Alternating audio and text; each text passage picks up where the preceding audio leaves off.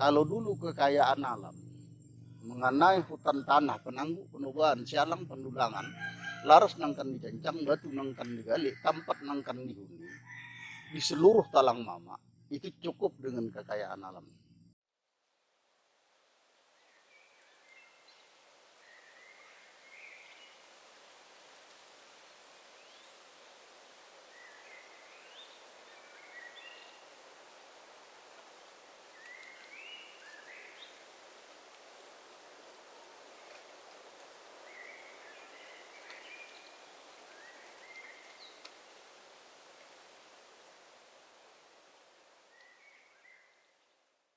Selain pohon kedondong, pohon kepayang, pohon durian, 3 jenis pohon nggak boleh ditebang. Pohon kedondong itu yang sering diambil madu lebahnya.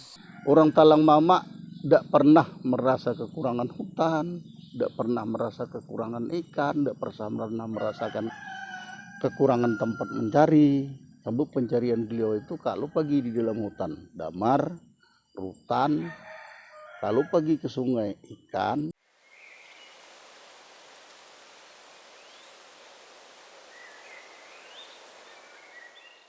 Ini yang besar ini pohon kampas, berfungsi untuk pelindung sumber mata air.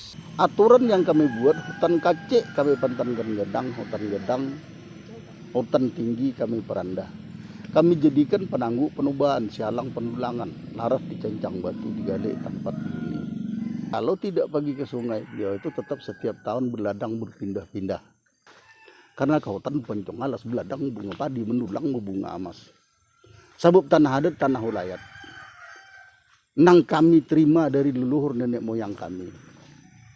Itu gulu udah dimakan gadai, kalau jual udah dimakan bali. Gulu udah dimakan gadai, kalau jual udah dimakan bali.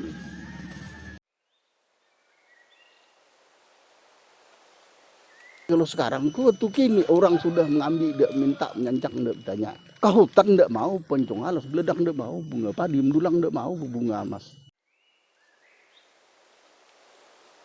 Kami di sini sedang melakukan uji coba tools atau manual atau alat survei terkait dengan mata pencarian dan ketahanan pangan untuk melihat bagaimana keadaan masyarakat di satu desa yang hidup dikelilingi atau bersebelahan atau memang di dalam konsesi.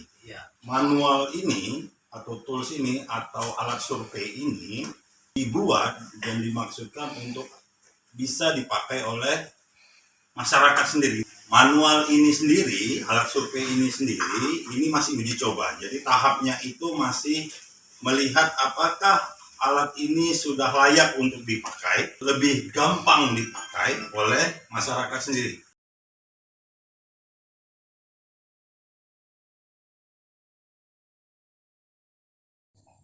Sudi enggak kita membuktikan bahwa kita ini punya. Ini artinya yang lari ke mandat tadi.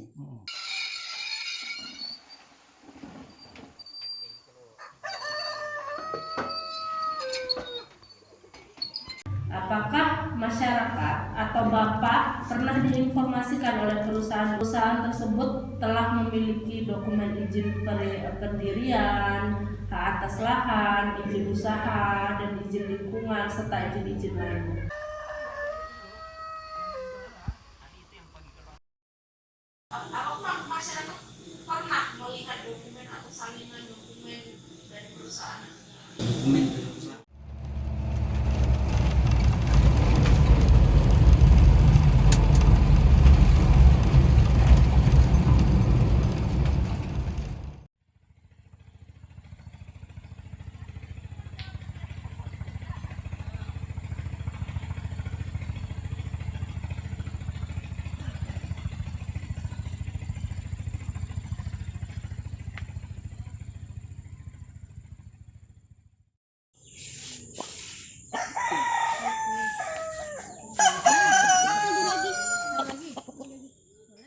Terus setelah perusahaan beroperasi, Bu, mulai beroperasi, apakah air sungai yang berada di dalam atau berhulu di area operasi perusahaan itu tidak tercemar, atau maksudnya itu perubahan warna atau bau? Apakah perusahaan pernah Bu melakukan kegiatan pengendalian hama? Contohnya kan penyemprotan pestisida atau herbisida yang mengakibatkan tanaman masyarakat menjadi rusak Bu, atau matinya ikan di sungai sekitar lokasi usaha perusahaan.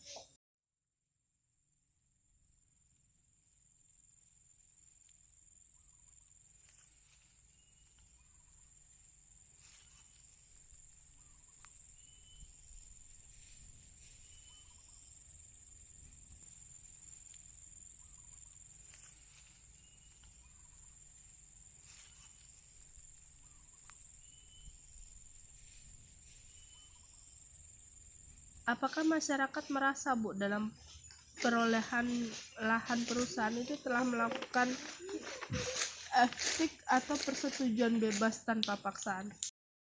Kalau kita masyarakat biasanya ya tahunya sehari-hari kan ekonomi aja lah.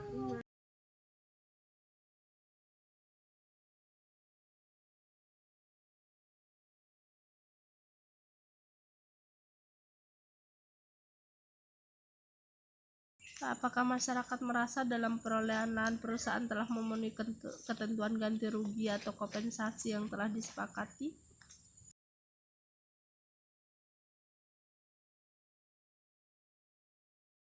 Apakah masyarakat merasa dalam perolehan lahan itu interaksi perusahaan dengan pemerintah dan masyarakat itu didokumentasikan dan dilakukan secara transparan atau terbuka?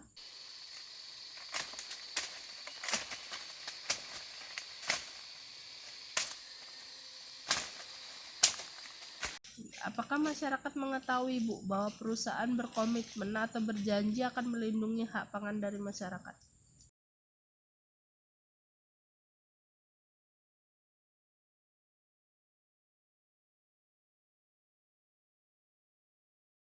Apakah masyarakat merasa Bu perusahaan itu pernah ada upaya untuk melihat dampak operasinya di tingkat masyarakat? Masyarakat pernah diberikan program pemberdayaan nggak oleh perusahaan sebagai alternatif untuk memenuhi kebutuhan pangannya? Apakah masyarakat pernah diajak berdiskusi oleh orang lain yang ditunjuk oleh perusahaan untuk mendata hak-hak atas tanah masyarakat? Apakah masyarakat pernah diajak berdiskusi oleh orang yang ditunjuk perusahaan untuk mendata sistem mata pencarian masyarakat? Apakah sebagai masyarakat diajak berbicara oleh perusahaan tentang jenis-jenis pangan yang kemungkinan akan hilang atau berkurang akibat dari operasi perusahaan? Apakah masyarakat juga pernah diajak bicara oleh perusahaan tentang kemungkinan penurunan pendapatan atau bahkan naiknya pengeluaran untuk pangan akibat operasi perusahaan? Apakah masyarakat tahu adanya peraturan di perusahaan untuk menangani dampak dari operasinya?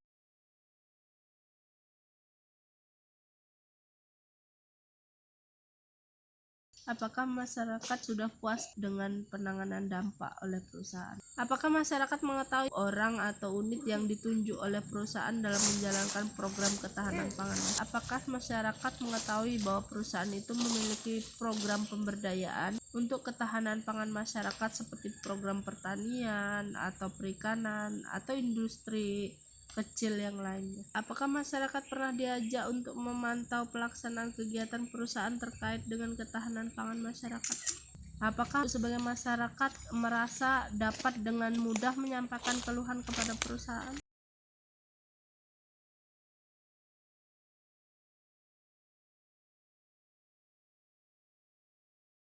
Apakah perusahaan itu selalu menerima dengan baik Bu keluhan masyarakat?